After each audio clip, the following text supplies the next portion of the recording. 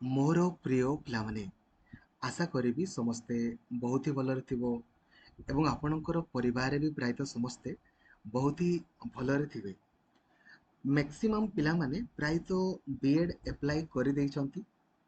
जो माने एप्लाई करिसंती तांको मनरे भी किछि डाउट्स अछि आउ जो माने एप्लाई करि नाहंती तांको मनरे भी किछि डाउट आपनको रहिछि। जेमिति कि नंबर 1 सर हमें एप्लाई कला बेलकु सेतिर लेखा आछि नॉट वेरीफाइड लेखा आछि। एटा होची मेन जिनस आपनकर समस्तଙ୍କର गोटे जिनस सर मोर ए डॉक्यूमेंट नाही मु अप्लाई केमती करिवि कोन करिवि ए जिनस गुडा आपनकर ठीक अछि। तो आपनक मनरे जहा किछि भी डाउट रहिछि सब डाउट गुडा ए गुटे वीडियो रे मु आपनक पई सॉल्यूशन प्रोवाइड करदेवी। तो काइंडली आपण माने सबु सांग मानकु भी लाइक आउ शेयर करके जणाई देबे जो द्वारा कि सबु सांग माने भी आपणकर जानि पारिबे। आउ चैनल को आपण नुआ अछंती देनेबे ही सब्सक्राइब करिकि ऑल नोटिफिकेशन को भी आपण ऑन कर देबे। जदि आपण बीएड परीक्षा रे ना सुनिश्चित क्वालिफाई करिया पई चाहउछंती बाय डिफॉल्ट देन एबे ही आपण YouTube रे सर्च करंतु BEd planning video by Laxmidhar sir. एटा होची आपणकर प्लानिंग वीडियो थरे देखंतु जेमिति मु आपनको कहिछि प्लानिंग वीडियो रे सेमितिका वे रे पढंतु बाय डिफॉल्ट आपण क्वालिफाई करिवे। एटा आपणकर ऑप्शनल नुहे कंपलसरी क्वालिफाई करिवे ठीक अछि।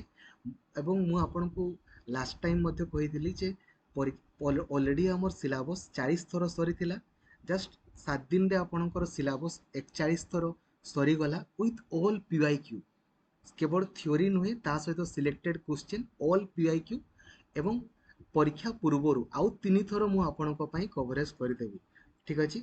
तो सबु क्लास आपण माने लक्ष्मीधर सर ऑफिशियल एप्लीकेशन रे करि परिबे सबु दिन ठीक अछि हैला।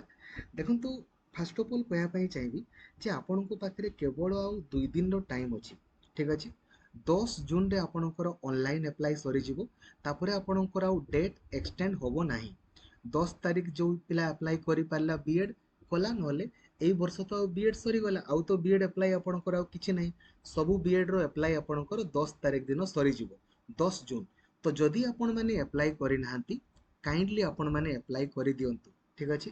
एबे देखंतु केमिति अप्लाई करिवे आगो आपण एई वीडियो टाकू देखि देबे देखंतु स्टेप बाय स्टेप आपणकर अप्लाई वीडियो अछि ना आगो आपण माने याकू देखि देबे देखिला परे ही आपण माने अप्लाई करिवे भल से देखिबे अधिक समय लागिवनी संगे संग देखि पारिबे आपण केमिति अप्लाई करा जाय काहे कि ना जदि आपण माने टिके भी भूल करूछंती मु बारंबार आपण को या पूर्वरु मध्ये अनुरोध करे जे जदि आपण टिके भी भूल करिवे ना देन बडो प्रॉब्लम जदिओ लेखा हिचे एठी देखंतु जे आपण जदि किछि भूल करंती भल से सुनंतु जदि किछि भी भूल करिसंती 11 जून 11 तारिख दिन ही 10टा रु 11:45 मध्य ताकू आपण एडिट करि पारिबे दिन 10टा रु राति 11टा भितरे। आ जो पिलाटा से दिन मिस करि गला माने एडिटिंग करिबारे देन तार तो गला आ किछि करि होबोनी बुझी गले।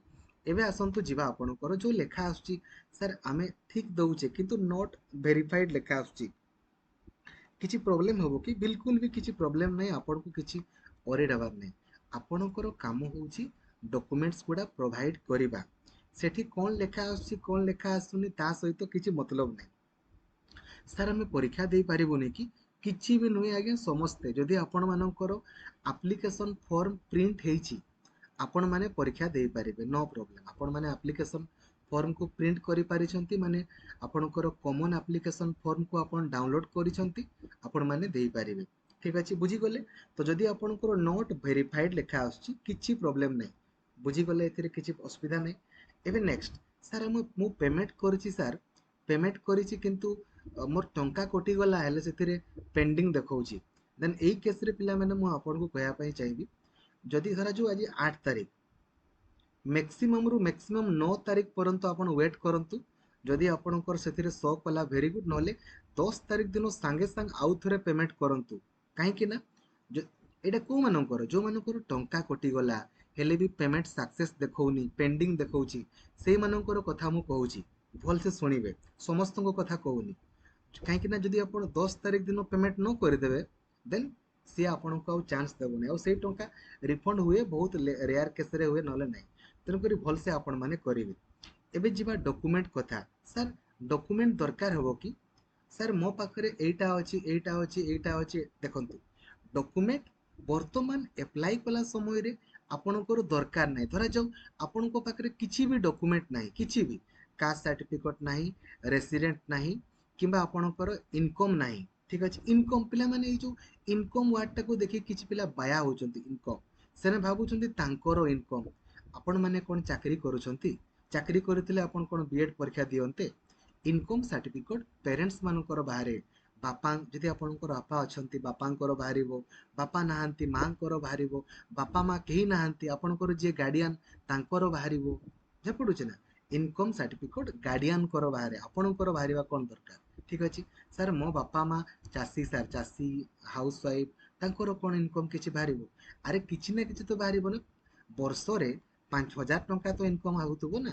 10,000 ଟଙ୍କା ଇନକମ୍ ହେଉଥିବ କିଛି ବି ଆପଣଙ୍କର ବାପା ମା ଯାହା ବି ଇନକମ୍ କରନ୍ତୁ ସେଥିରେ କ'ଣ ସମ୍ପର୍କ 5,000 ଟଙ୍କା ହଉ 10,000 ଟଙ୍କା ହଉ କିଛି ବି ଆପଣ କାଢିବେ କିନ୍ତୁ ଦରକାର ଦରକାର ବର୍ତ୍ତମାନ ଆପଣଙ୍କ ପାଖରେ ନାହିଁ ନଟେ ପ୍ରୋବ୍ଲେମ କିନ୍ତୁ ଆପଣଙ୍କୁ 15 ଜୁଲାଇରୁ 22 ଜୁଲାଇ ମଧ୍ୟରେ ତାକୁ ଆପଡେଟ୍ କରିବା ପାଇଁ ହିଁ ପଡିବ 15 ଜୁଲାଇରୁ 22 ଜୁଲାଇ ମଧ୍ୟରେ କମ୍ପଲସରି ଠିକ ଅଛି ତେଣୁକରି ଆପଣଙ୍କ ପାଖରେ ଧରାଯାଉ ମନେ ରଖନ୍ତୁ ହେଲା ଯଦି ଆପଣଙ୍କ ପାଖରେ ପୁରୁଣା ସାର୍ଟିଫିକେଟ ଅଛି ନା ନୂଆ ରେଡି କରି ରଖନ୍ତୁ ନୂଆ କାହିଁକି ନା ନୂଆ ଆପଣଙ୍କୁ ଆପଡେଟ୍ କରିବା ପାଇଁ ପଡିବ ଆଉ ଏଡମିସନ ଟାଇମରେ ମଧ୍ୟ ଦରକାର ପଡିବ ମୁଁ ବାରମ୍ବାର କହୁଛି ଆଉ ଯାହାର ଭ୍ୟାଲିଡିଟି ଅଛି ତାଙ୍କର କିଛି ପ୍ରୋବ୍ଲେମ ନାହିଁ ସେଇଥିରେ ହିଁ ଆପଣଙ୍କର କାମ ସରିଯିବ ଯାହାଙ୍କର ଭ୍ୟାଲିଡିଟି ନାହିଁ ତାଙ୍କ କଥା ମୁଁ କହୁଛି ଦେଖନ୍ତୁ ହେଲା एसटी एससी पिलांकर कास्ट सर्टिफिकेट आगो कास्ट सर्टिफिकेट रो वैलिडिटी आपणकर लाइफ टाइम अटे लाइफ टाइम कास्ट सर्टिफिकेट को मानकर जदि आपण अगस्त 2018 ପରେ କାଢିଛନ୍ତି ପରେ କାଢିଛନ୍ତି ଯଦି एसटी एससी कास्ट सर्टिफिकेट आपण काढिଛନ୍ତି ଆପଣଙ୍କର ଲାଇଫ ଟାଇମ ଭ୍ୟାଲିଡିଟି ଆପଣଙ୍କର ଅଛି କିଛି ପ୍ରୋବ୍ଲେम ନାହିଁ କିନ୍ତୁ ଯଦି एससीबीसी पिला एससीबीसी पिलांकर कास्ट सर्टिफिकेट रो वैलिडिटी आपणकर 3 वर्ष अटे 3 वर्ष ଆପଣ କାଉଣ୍ଟ କରିଦିଅନ୍ତୁ ଆପଣଙ୍କର ଭ୍ୟାଲିଡିଟି ଅଛି କି ନାହିଁ ନିଜେ ନିଜେ ଦେଖନ୍ତୁ 3 ବର୍ଷ ଯୋଉ ଦିନ ଆପଣ କାଢିଛନ୍ତି ସେଇ ଦିନ ଠାରୁ 3 ବର୍ଷ ଆପଣ ନାଇଁ ମୋର ଭ୍ୟାଲିଡିଟି ସାର୍ ସରିଯାଇଛି ଯଦି ଆପଣଙ୍କର ଭ୍ୟାଲିଡିଟି ସରିଯାଇଛି ନୂଆ ବର୍ତ୍ତମାନ ଆପ୍ଲାଏ କରିଦିଅନ୍ତୁ ଏବେ এই যে বিএড এপ্লাই বর্তমান কলা সময় আপনার কিছু বি সার্টিফিকেট দেবার দরকার নাই কিছু দরকার নাই বর্তমান ঠিক আছে ଆପଣ କିନ୍ତୁ 15 ଜୁଲାଇରୁ 22 ଜୁଲାଇ ମଧ୍ୟରେ ଆପଣଙ୍କୁ ନୂଆ ଆପଡେଟ୍ କରିବା ପାଇଁ ପଡ଼ିବ ଯଦି ଆପଣଙ୍କର ଭ୍ୟାଲିଡିଟି ଅଛି ସେଇ ସାର୍ଟିଫିକେଟକୁ ନେଇକି ହିଁ ଆପ୍ଲାଏ କରନ୍ତୁ ଯଦି ଭ୍ୟାଲିଡିଟି ଆପଣଙ୍କର ନାହିଁ ଦେନ୍ ବର୍ତ୍ତମାନ କିଛି ବି ସାର୍ଟିଫିକେଟ ଦେବା ଦରକାର ନାହିଁ ଆପଣ 15 ଜୁଲାଇରୁ 22 ଜୁଲାଇ ମଧ୍ୟରେ ଆପଡେଟ୍ କରିବେ କିନ୍ତୁ କରିବେ ସେତେବେଳେ ଆପଣ କହିବେ ଯେ ସାର୍ ଏବେ ବି ଟାଇମ୍ ହେଲାନି ଭାଇ ଜୁନ୍ ମାସରେ ଟାଇମ୍ ହେଲାଣି ଆପଣ ଜୁଲାଇ ମାସରେ ବି ଟାଇମ୍ ହବନି ନା କ'ଣ ସେମିତି ହବନି ଠିକ ଅଛି ଆଉ ରେସିଡେଣ୍ଟ ସାର୍ଟିଫିକେଟର ଭ୍ୟାଲିଡିଟି ସମସ୍ତଙ୍କର 5 ବର୍ଷ ଅଟେ 5 ବର୍ଷ ତ ଦେଖି ଦିଅନ୍ତୁ ଆପଣ ନିଜେ ନିଜେ ଆପଣଙ୍କର ସେ ଯୋଉ ଲେଖା ହେଇଥିବ ନା କୋଉ ଡେଟରେ କାଢିଛନ୍ତି ସେଇଠୁ 5 ବର୍ଷ ଭିତରେ ଆପଣଙ୍କର ଅଛି କି ଯଦି ଅଛି ହେଲେ ତାକୁ ଦେଇକି ଆପଲୋଡ କରନ୍ତୁ ଯଦି ନାହିଁ କିଛି ଦେବା ଦରକାର ନାହିଁ ବର୍ତ୍ତମାନ ଆପଣ ଡାଇରେକ୍ଟଲି 15 ଜୁଲାଇରୁ 22 ଜୁଲାଇ ମଧ୍ୟରେ ଦେବେ ଆଉ ଯୋଉ ରହିଲା ଆପଣଙ୍କର ଏଇ ଯୋଉ ଇନକମ ସାର୍ଟିଫିକେଟର ମଧ୍ୟ 5 ବର୍ଷ ଅଟେ ଠିକ ଅଛି ଯଦି ଆପଣଙ୍କର ଭ୍ୟାଲିଡିଟି ଅଛି ତାକୁ ଦେଇକି ଆପ୍ଲାଏ କରନ୍ତୁ ଯଦି ଆପଣଙ୍କର ଭ୍ୟାଲିଡିଟି ନାହିଁ କିଛି ବି ବର୍ତ୍ତମାନ ଦେବା ଦରକାର ନାହିଁ ଆପଣମାନେ 15 ଜୁଲାଇରୁ 22 ଜୁଲାଇ ମଧ୍ୟରେ ଆପଲୋଡ କରିବେ ଏଇ ସମୟରେ କିଛି ଏକ୍ସକ୍ୟୁଜ ହବନି କାହିଁକି ନା ସାର୍ ମୋର ନାହିଁ ସେମିତି ହବନି ରେ ଭାଇ